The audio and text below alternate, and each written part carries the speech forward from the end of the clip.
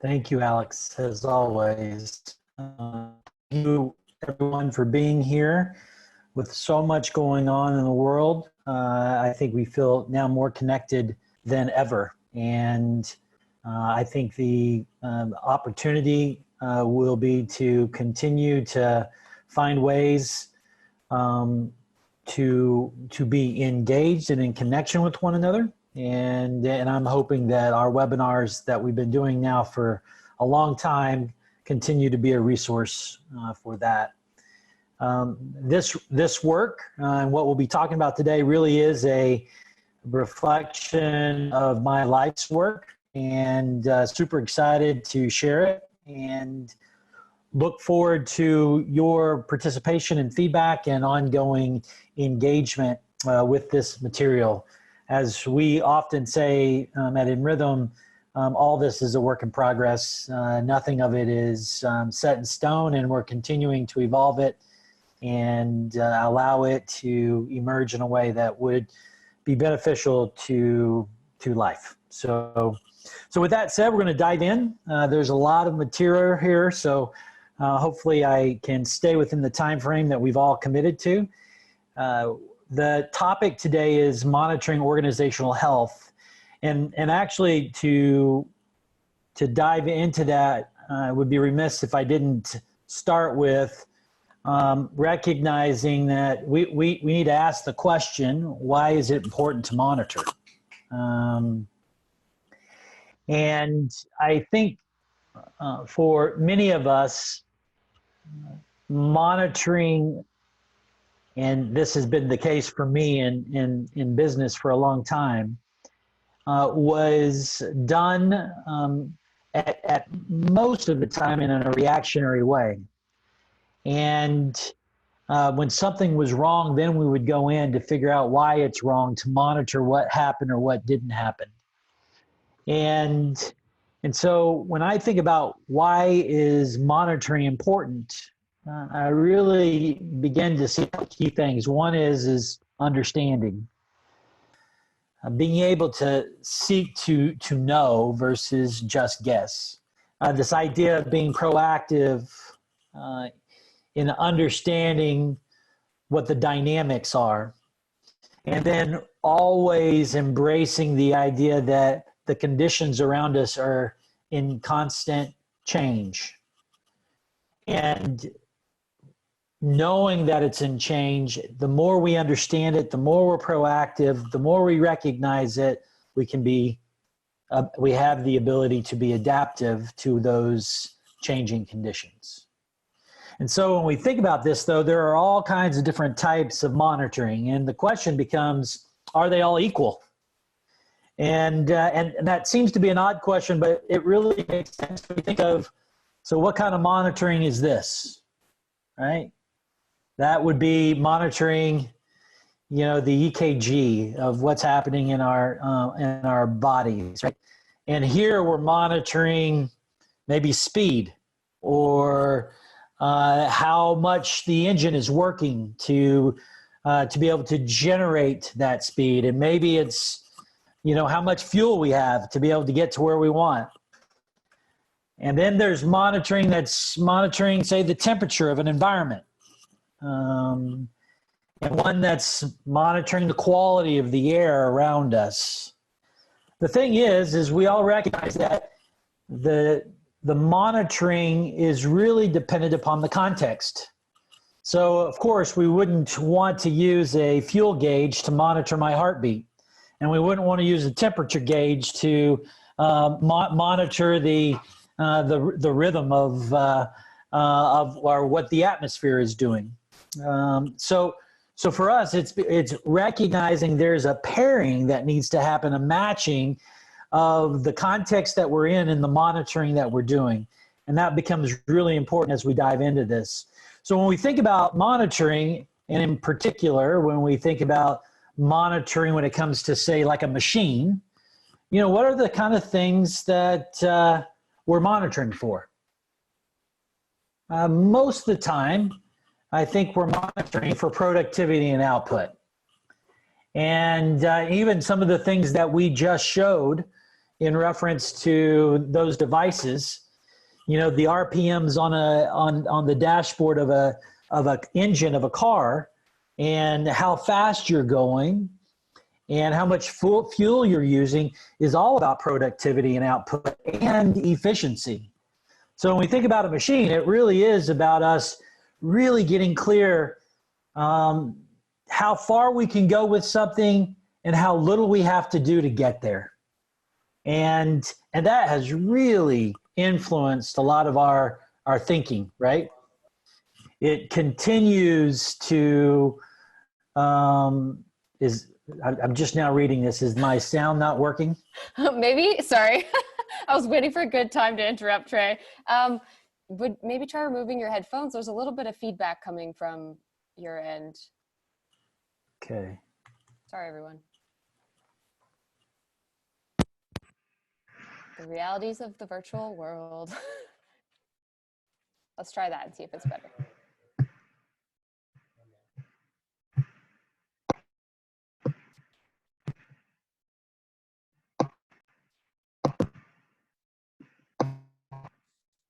Alex, can you hear me?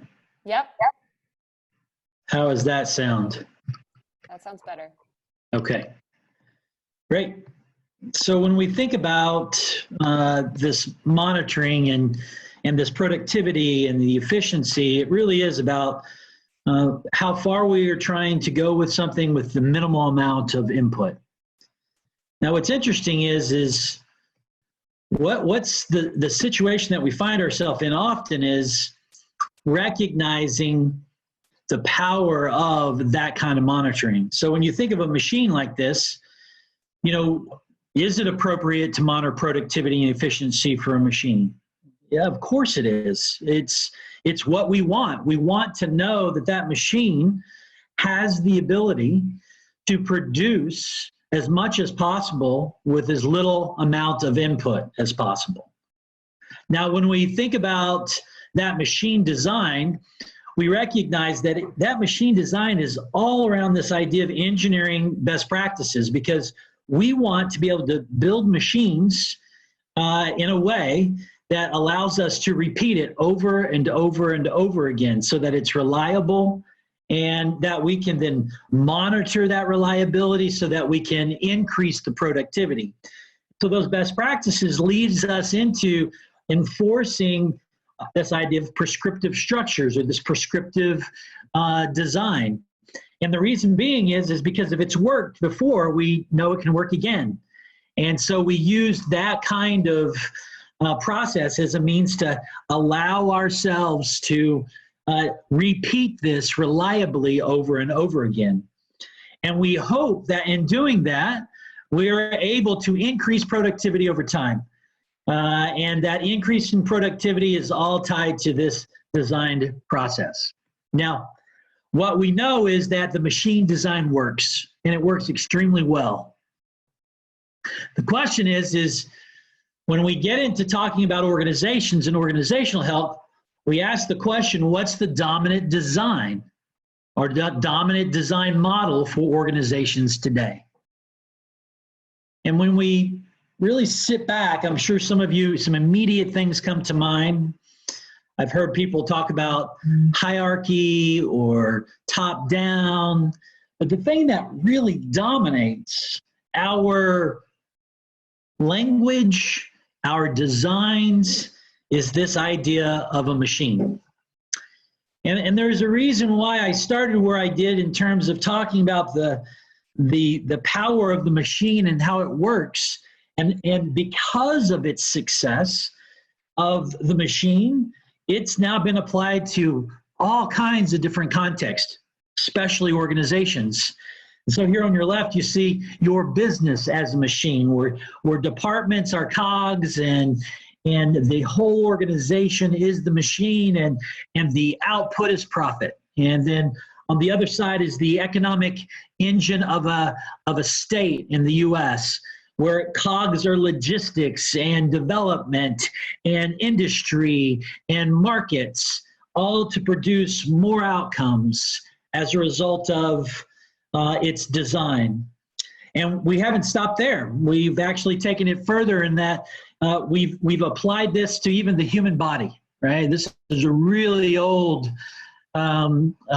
picture out of a textbook, early textbook, that shows us equating the human body to this machine design, where our arms are levers and our heart are pumps, and that our hand is clasping for things. And so the reality is, for us, we've seen substantial success by using this machine paradigm, and we have now applied it to everything that we have possibly or we could possibly design.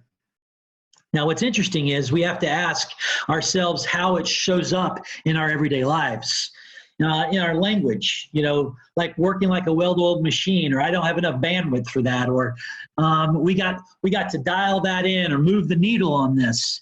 So even in how we communicate, the language dominates how we begin to talk about our organizations and even our lives. And so when we think about this, we think of all the examples and metrics used to measure the productivity of an organization. I'm sure you've done this if you've been a part of organizations for a long time, where you were measuring stuff like performance per employee, retention per employee, about expense per employee, about profit per employee. If you go and produce any type of business plan, or work with a bank, or work with other investors or private equity, they're going to be hoping you are paying attention to these metrics for two particular reasons.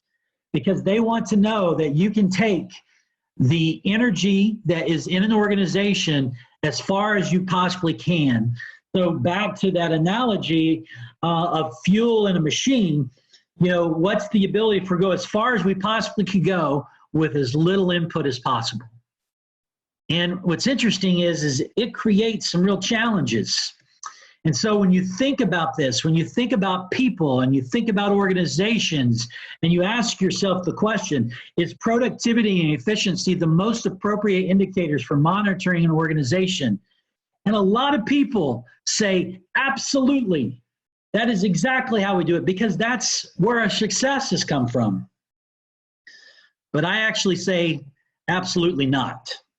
And it really gets in our way of being able to create the conditions for us to be able to accomplish things that go way beyond the design of a machine. And so when we talk about what we're talking about today and monitoring and understanding, we've got to recognize that we are going to have to change some of our design as a way to be able to move into the health that we all want in our organizations. So what this looks like is that machine design, even though it engineers incredible best practices, and those best practices enforce this idea of prescriptive structures or design, in the context of an organization, we actually believe it degenerates health.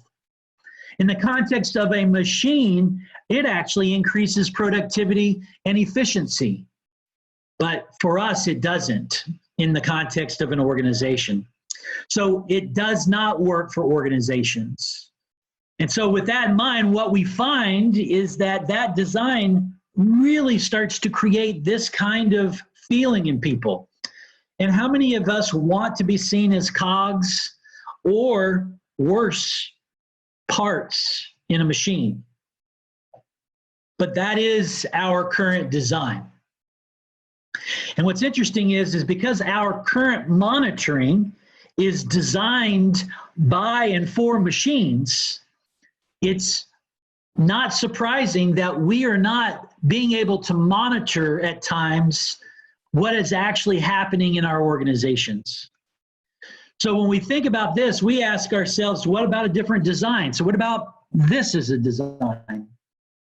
When we think about this, I'm sure the machine doesn't start to show up, but what it starts to show up when we think about the difference in this environment and this environment is one is living and the other is a machine. It's not living.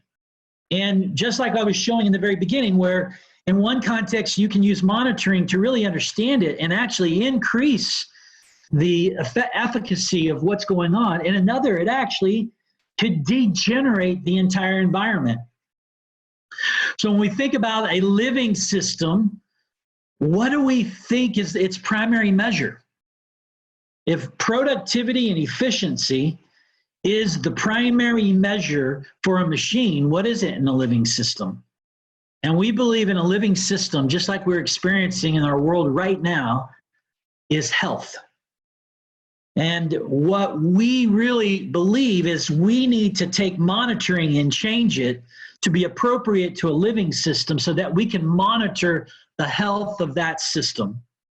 So when we want to measure health, like in a body or in other environments, we think about temperature, right? We think about blood pressure. In a living environment, like a natural environment, we think about mineral cycles and water cycles. What's interesting is in those environments, productivity and efficiency are just outcomes of a healthy environment. They're not what you measure and design around. In a healthy environment, we expect to be able to see incredible productivity and efficiency, but that is not how we design. So what are the indicators that these indicators primary measure? Well, what we believe when we're thinking about this is that when we think about the things that really start to matter when we get into this, we ask ourselves these questions like, are people a living system or a machine? So when we think about all the people in our lives and the people in our communities, of course we think they're a living system, but that's not how we've designed it. And so when we think about these living systems, what we've designed is what we see below. We see people as a machine, and unfortunately, when we begin to design our organizations and people as machines, we have to ask ourselves the question, what happens when we behave as though these systems are machines? And what we see is this real degeneration of people. And we see it in the organizations. Gallup has been coming out with some incredible statistics for a long time now, saying that people are disengaged up to as much as 63% of the workforce. And we actually believe it's because we're designing organizations primarily as places for parts, not as environments for people. And so that right there is costing anywhere between, just in the US, $500 billion a year of lost productivity because of the mismatch in design. We also know it's increasingly impacting our health, and that health shows up in economic insecurities and the idea that we're less healthy as we get older, and that we're stressed and unhappy and unsafe. And that's all because we're not designed to nurture. These environments are not designed to nurture. They're designed to use up people. And so it's imperative on our side to be able to begin making choices that allow this to be a different outcome. But it doesn't stop there. We've done the same thing with our natural resources, from diversity to carbon, to all the things that we are experiencing in our world today. And that is, we believe, a result of the industrialized design that really is all about extraction. Extract as much as we possibly can from the parts that we've got to get as far as we can possibly go. And if that's natural resources, we use them. If that's people resources, we use them. And unfortunately, it creates unintended consequences around the health of all of these systems. Now, just to remind us, the reason we're here is because this paradigm has worked. It has provided an enormous amount of progress. The question becomes, at what expense? And to recognize not just that there has been some expense, but that where is it appropriate to use this machine design? Even Albert Einstein said, when the number of factors coming into play in a phenomenological complex is too large, the scientific method in most cases fails. One need only think of the weather, in which case prediction, even for a few days ahead, is impossible. Now, just think about that. Einstein was deeply involved in trying to understand how everything works, but recognized that complexity is very different and requires a very, very different approach. And the factors force us to evaluate and to monitor in a very different way. And so even the most sophisticated monitoring equipment still can't predict the weather because it's complex and it's living. And so it's interesting, there's a great book that's come out called Team of Teams. And the author really calls out some really interesting differences between this idea of complicated and complex. And we've been talking about that for years. And that is that in a machine paradigm, it's complicated. There are known inputs, a series of steps, and predictable outputs. And we want to have that. And actually, in the context of how we have manufactured and made things for years, it has worked phenomenally. But in a complex situation, like our social systems and our natural systems, there's dense interdependencies and a substantial nonlinear change. And what we find is in those contexts, we can't predict the outcomes. It actually becomes unpredictable. And in some system science, they call them wicked problems. So what we have got to find ourselves being able to do is be in a situation where we are being engaged in a way, or actually engaging in a way that allows our design to begin to match the systems that we're a part of. And that, for me, puts us in a position of some pretty amazing opportunities. So with that, let's talk about this. So you just drop it into your chat field. Is this complicated or complex?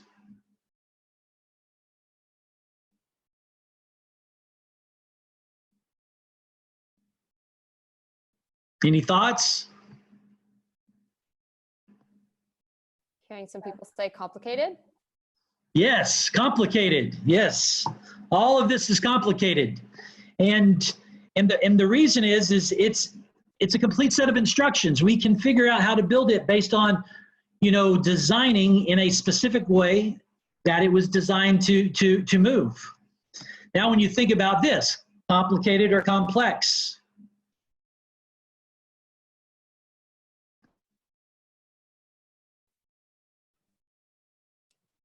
Folks are saying yes, complex. it's complex, right?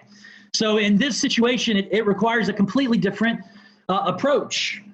So what we believe is we're in the middle of a real change and shift, and it's definitely not, the digital, Facebook, millennial. It's really a shift in understanding the complexity that we're a part of, and that we need to recognize we're a part of a living system, and our approach really requires a very, very different attitude and mindset and design. So for us, we see this as a design issue and really want to embrace life as a design metaphor versus the machine. So there's some incredible research that came out of the Santiago School that was one of the first schools to ever do research in a holistic or a systems-based way. And they actually mapped the inside of a bacteria and everything from the electrical material, the energetic, and really tried to understand what was actually happening within the cell wall. And they came up with some really incredible insights. And one of those insights was this idea that the defining aspect of life is built around two things: its ability to self-maintain and self-regenerate. And they actually coined the term autopoiesis, which I love, which is this idea of self-poetry. And what they came to realize, or what we came to understand, is that with that in mind, that life is really an organized system capable of maintaining itself within a boundary of its own making. So living is regenerative and regenerative is living. And so when we went further into the research, we began to recognize that there are some interesting characteristics of where, or asking the question, where is life? And one is that self-regeneration is not located in any one place. There's not like a command and control that tells everything else what that is.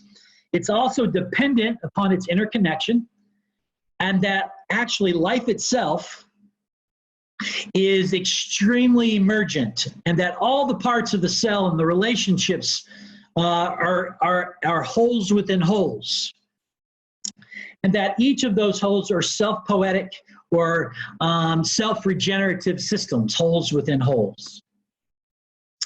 Now, what's interesting is that they came to understand that if that's what life is, what is death? And death was just really its inability to self-regenerate or be connected in these interconnected relationships. And so then when we move forward with this, we began to recognize that that gives us some insight into a couple things. For instance, you know, we can now look at the human body and say, well, that would make sense. On the left side is life, everything interrelated and connected. And on the right side, it's death. Now, what's interesting is we truly can talk about the situation where each one of those holes or parts actually could live outside of the human body, but it would require an enormous amount of energy. So we know, for instance, the heart can stay alive, or the brain, or even lungs, and use technology as a means to keep it alive. But in a living system, those cannot operate by themselves. They have to be a part of a greater whole. And when we see it in the natural environment, it's the same thing. Microbes and earthworms and fungi and all these different species, they work in concert with one another. And when we act as if they're separate, that's when we lose diversity. That's when we lose all of the beauty that we see in the environment. And we also apply that to organizations, to recognize our organizations are living systems, and we need to design and monitor as such. And I'm sure we've all found instances of where we've been in organizations where what's happening on the right feels like what is happening all the time, where there is disconnection and there's silos, and one side doesn't know what the other side's doing, and the management team's making decisions that other parts of the organization don't understand why. And that's because we're a social system and living system that needs to be in connection in its design. And then we also see this in our communities, that our communities that we live in have the same characteristics, and that all of these organizations and all of our schools and our healthcare are all interrelated and connected. And today, we know that more than we've ever known it at all. And that's sobering at this point, because we recognize that our disconnection at times creates our own degenerative state. So what we say is, building off of the definition that the Santiago School created, that organizations are living systems capable of maintaining itself within a boundary of its own making. Again, what is living is regenerative, and what is regenerative is living. So when we think about that, we've got a different paradigm that we're working from, this living systems paradigm versus the machine one. So in the living systems paradigm, we really believe that what we see is, out of living systems, we begin to see principles. And within those principles, we began to recognize there's some insight that allow us to facilitate designs, frameworks that will regenerate health. And that process is in contrast to the machine process. And so What we need, and all organizations and living systems need, is the ability to regenerate the health of the system. And that's a completely different approach and mindset. It's not about just productivity and efficiency, which at times is at the expense of the system. It's about the health of the system that will create the conditions for more productivity and efficiency. So then when we look at them in comparison to one another, you know, one is continuing to reinforce this machine paradigm that degenerates and actually requires substantial energy. And the other one is about regenerating health. And actually, because it's a living system, it requires less energy.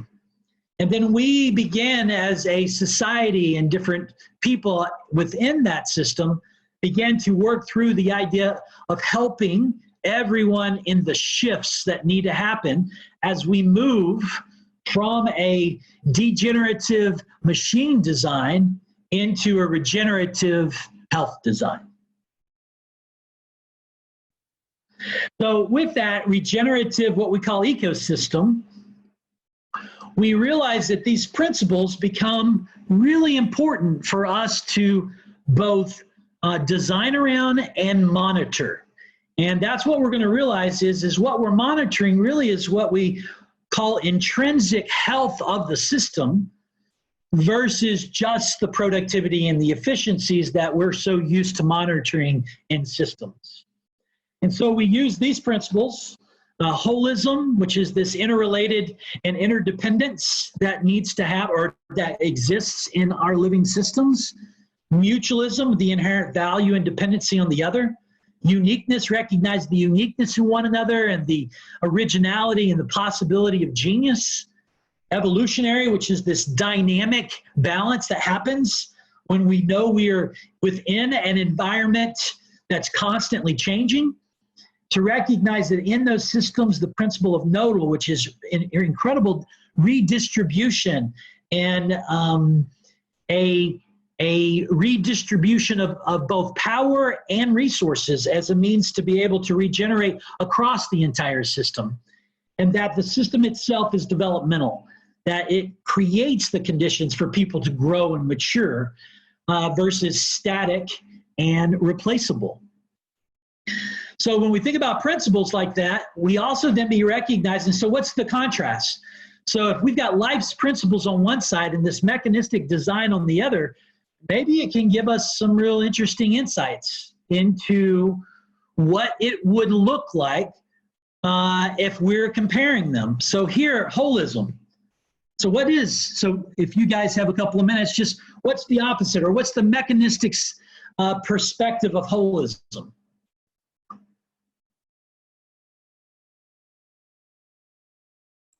Feel free to type your responses in the chat or unmute if you'd like.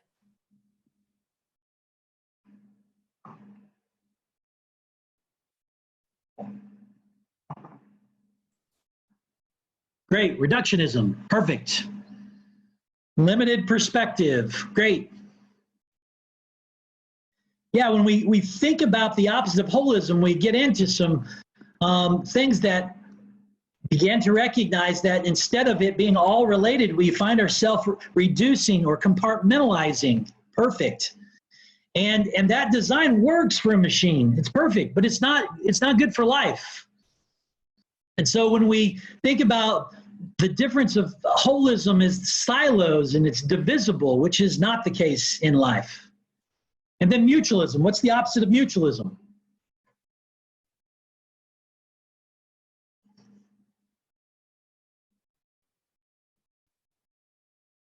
Yes, individualism. And when we see individualism showing up, that we all know is a very different design. And versus the design of what was and does create the conditions for this to be beneficial to all. And it's selective. And then when we talk about uniqueness, the opposite of that is commodity, right? Recognizing that no one is in a position that is unique and beneficial. We're all just replaceable. And then we recognize evolutionary. The opposite of that is static and sacred. And when we begin to see how this shows up in our design, we began to ask ourselves, how can we change this? Because it's not really serving us. And this idea of perfection shows up versus the ability and opportunity to grow and evolve. And then nodal, this centralized and control and command, and then developmental, which is when we recognize that everything is a standard, and that if within that standard there are prescriptions and no room for that developmental piece. But when we recognize from a monitoring standpoint, monitoring the health of a system, those same life principles help us to recognize that we've got to see it from a different perspective. So if life and systems and living systems and organizations are holistic, or should be holistic, then what does it look like for us to monitor our organizational connections or mutualism? What does it look like for everyone to thrive in their roles?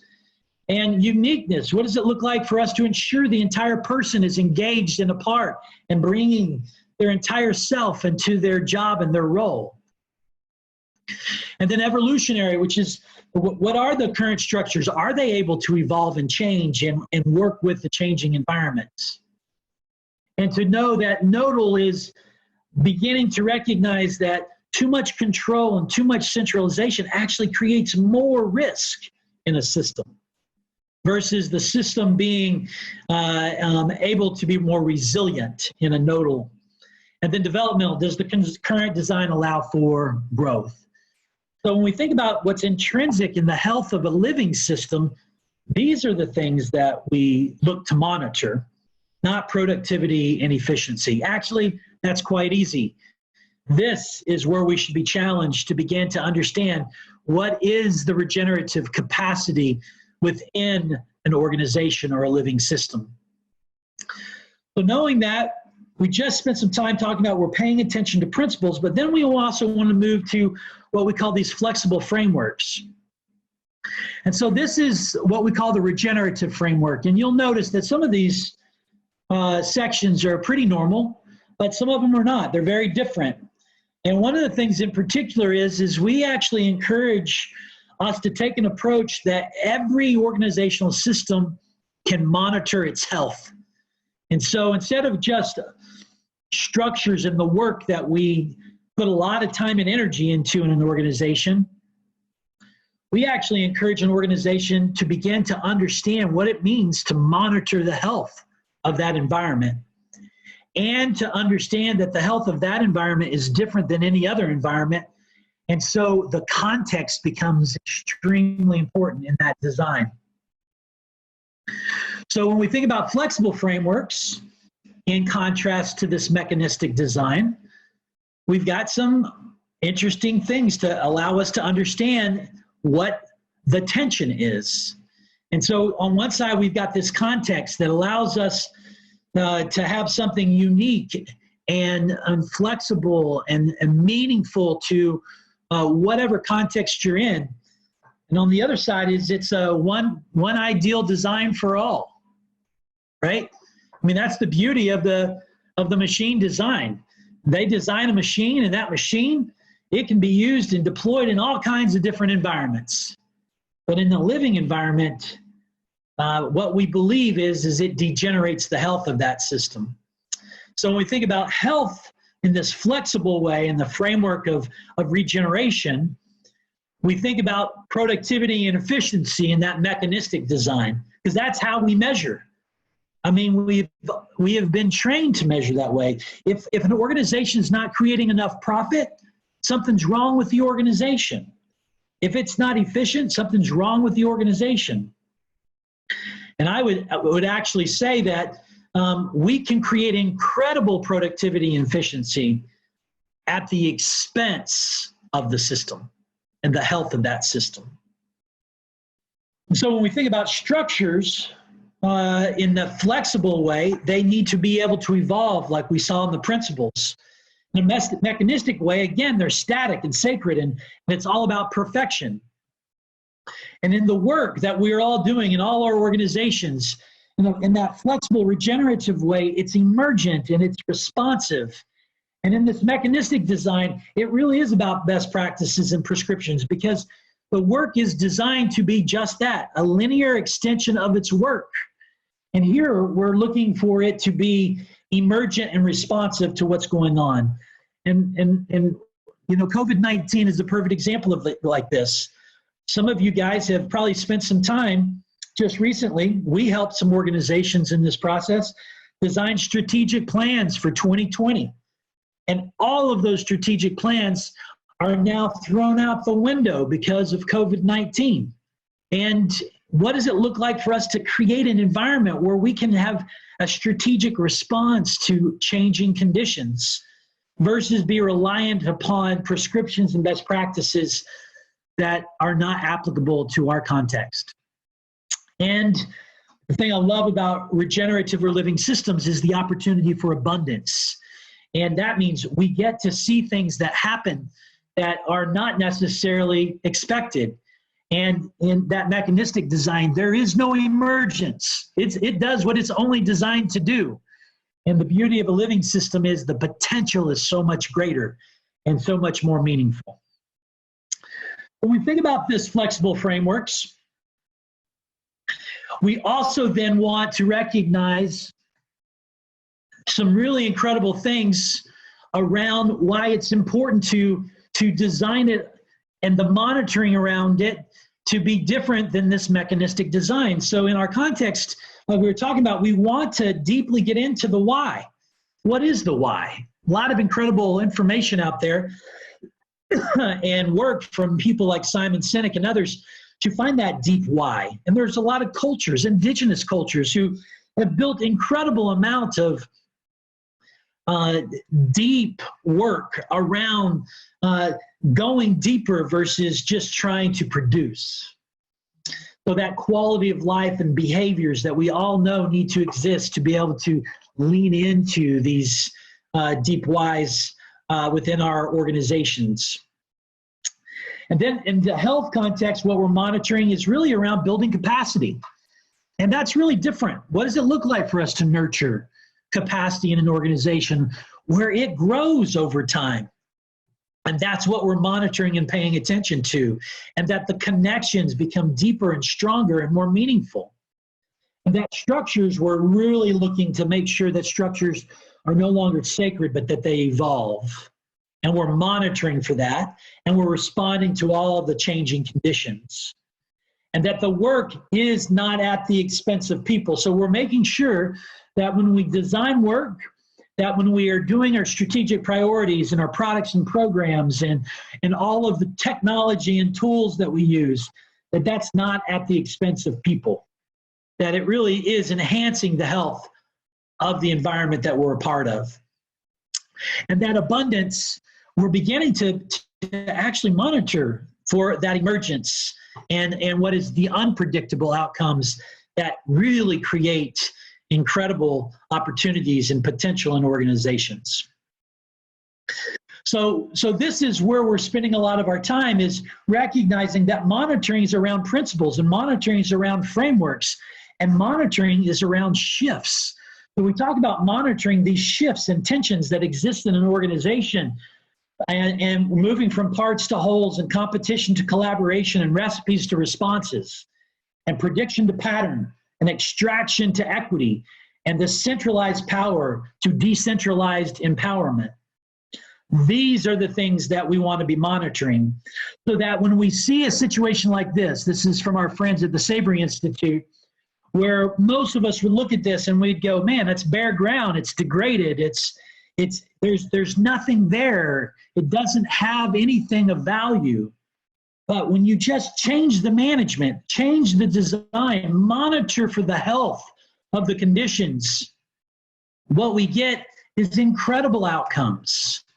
Outcomes that inspire us to look deeper and to design with intent, and to recognize the power that we have in a living environment versus just a mechanistic one.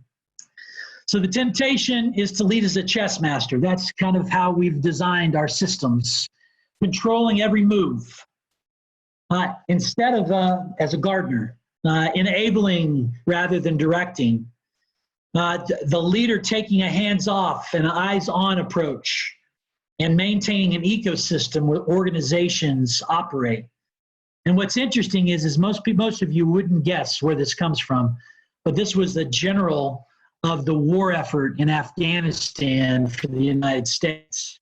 So even the largest organizations in the world are beginning to recognize we can no longer make decisions and to design our organizations the way we've done them, that everything has got to change, and that the ability to show that we can go further and that we can use up all of our resources as a means to create the most efficient outcomes possible could be at the expense of the people we hold dear.